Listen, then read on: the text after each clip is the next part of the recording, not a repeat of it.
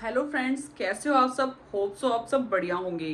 तो आज हम बात करने जा रहे हैं प्रेगनेंसी के 8th मंथ के बारे में, यानी कि गर्भावस्था का 8वां महीना कैसे जाएगा और कैसा जाना चाहिए बच्चे का, और आपके जो बॉडी है उसमें क्या क्या चेंजेस आएंगे। पहले वीडियो में हमने बात की थी 7th मंथ ऑफ प्रेगनेंसी के बारे में। आप उस वीडियो को मेरे चैनल पे जाके देख सकती हैं। और अगर आपने मेरे चैनल को अभी तक सब्सक्राइब नहीं किया है तो मेरे चैनल को सब्सक्राइब करें और बेल आइकन को जरूर दबाएं, सो दैट आपके पास जो मेरी वीडियोस की नोटिफिकेशन है वो आती रहे। तो चलिए शुरू करते हैं वीडियो को। आज हम बात करेंगे प्रेगनेंसी का जो 8वां महीना होता है उसमें मदर में और बच्ची में क्या क्या चेंजेस आएंगे। तो सबसे पहले हम बात करेंगे बच्चे के बारे में। इसमें जो बच्चे का वेट है वो अराउंड 2 kg के हो जाएगा। इसमें जो बच्चे का फैट है वो डिपॉजिट होता है बॉडी में 7th मंथ में। जो फैट डिपोजिशन होती है बॉडी में स्किन के नीचे वो शुरू हो जाती है। बच्चे का जो ब्रेन है वो अच्छे से डेवलप हो जाता है। बच्चे का जो एलिमेंट्री कैनाल होती है वो अच्छे से डेवलप हो जाती है। उसमें जो सकिंग पावर होती है वो अच्छे से डेवलप हो जाती है।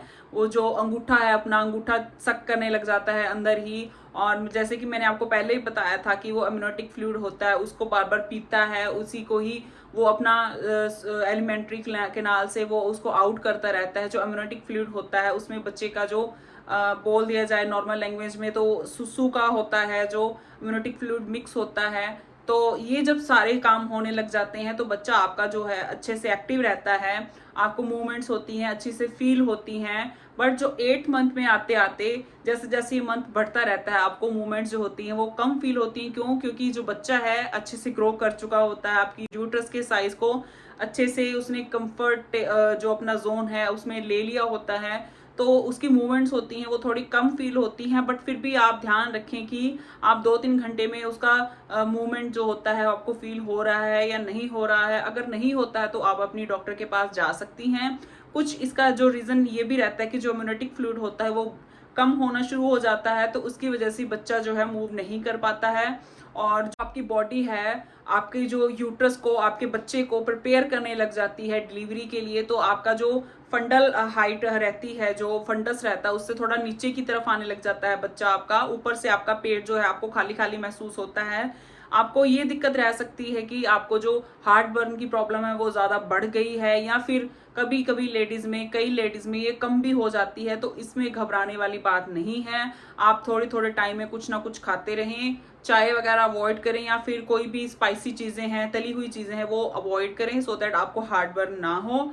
और आपका जो वेट है वो अभी भी गेन होता रहेगा। इसमें ये नहीं है कि बच्चा जो है वो वेट गेन कर रहा है तो आपका वेट गेन नहीं होगा। आप भी वेट गेन करेंगी, लास्ट तक वेट गेन होएगा आपका। और आपको जो यूरिन की जो फ्रिक्वेंसी है आपकी बढ़ सकती है, क्योंकि बच्चा जो होता है वो धीरे धीरे नीचे की तरफ खिसकने लग जाता है। तो आपका जो ब्लैडर है उसके ऊपर प्रेशर फिर से आने लग जाता है। तो कई लेडीज में ये प्रॉब्लम जो है वो बढ़ जाती है। बट मैंने जैसे कि पहले भी बताया था कि हर लेडी की, हर ह्यूमन बीइंग की बॉडी अलग अलग होती है, तो हर चीज में रिएक्ट अलग तरीके से करती है। किसी में क्या प्रॉब्लम आती है, किसी में क्या प्रॉब्लम आती है। तो यूरिन की फ्रिक्वेंसी भी कई लेडीज में बढ़ जाती है और कई लेडीज में ये सबसाइड हो जाती है। हो सकता है आपको कॉन्स्टिपेशन रहे, हो सकता है आपको कॉन्स्टिपेशन ना भी रहे। तो आप फाइबर वाला डाइट जो है आती है, जैसे कि एप्पल हो गया या फिर मूली है, मूली खा सकते हैं आप, खीरा खा सकते हैं।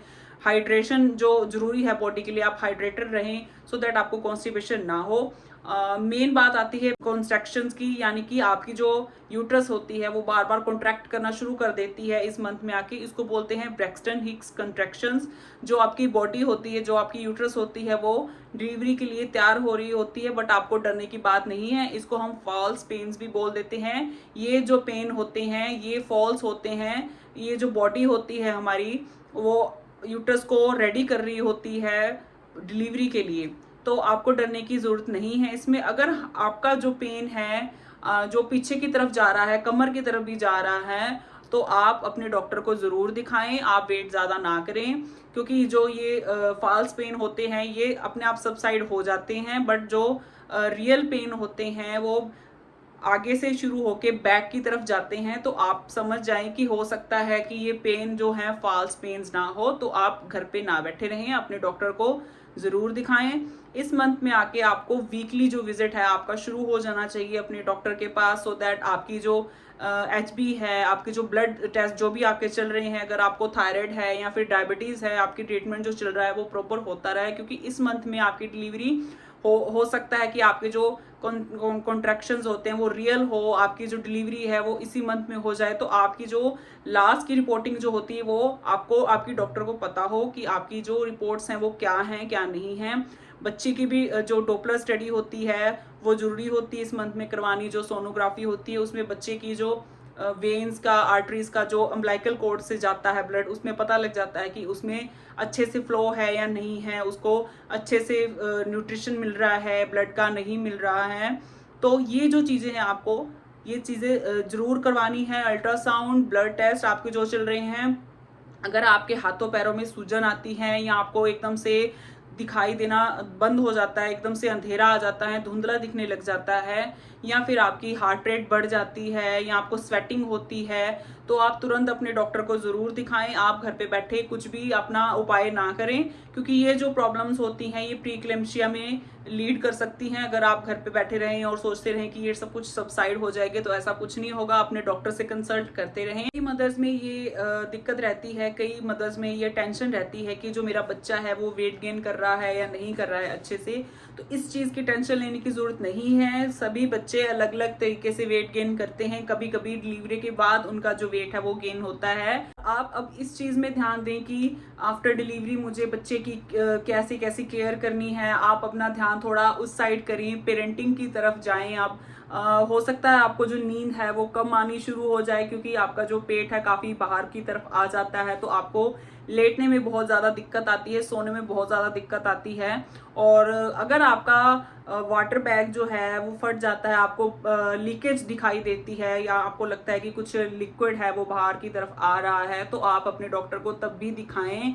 हो सकता है जो वाटर बैग है वो आपका फट गया हो, तो डिलीवरी के लिए आप रेडी जल्दी जल्दी से अपनी तैयारी कर लें और जल्दी जल्दी से आप अपने डॉक्टर के पास जाएं। हो सकता है कि आपकी जो बॉडी है अब डिलीवरी के लिए रेडी हो गई हो, बट अगर आपको ये टेंशन रहती है कि मेरा सिजेरियन ना हो, नॉर्मल हो, तो आपको एक्सरसाइज ज़रूर करती रहनी चाहिए, बट अपनी डॉक्टर की सलाह के बिना आपको कुछ नहीं करना है। अगर आपको कोई प्लेसेंटा प्रीविया या कोई और प्रॉब्लम नहीं है तो आप नॉर्मल एक्सरसाइज कर सकती हैं। अपनी डॉक्टर की सलाह जरूर लें इससे कि क्या एक्सरसाइज आपको करनी चाहिए नॉर्मल डिलीवरी के लिए। अगर आप सोचें कि 8th या 9th मंथ के लास्ट में आकर आप नॉर्मल डिलीवरी के लिए एक्सरसाइज करेंगी और आपका जो पेल्विस है वो अच्छे से कवर कर लेगा इन चीज़ों को, तो आप ये चीज़ें ना सोचिए। अगर आपका सब कुछ नॉर्मल चल रहा है तो आप 7th मंथ के बाद आप धीरे धीरे कुछ थोड़ी बहुत एक्सरसाइज हैं वो आप कर सकती हैं।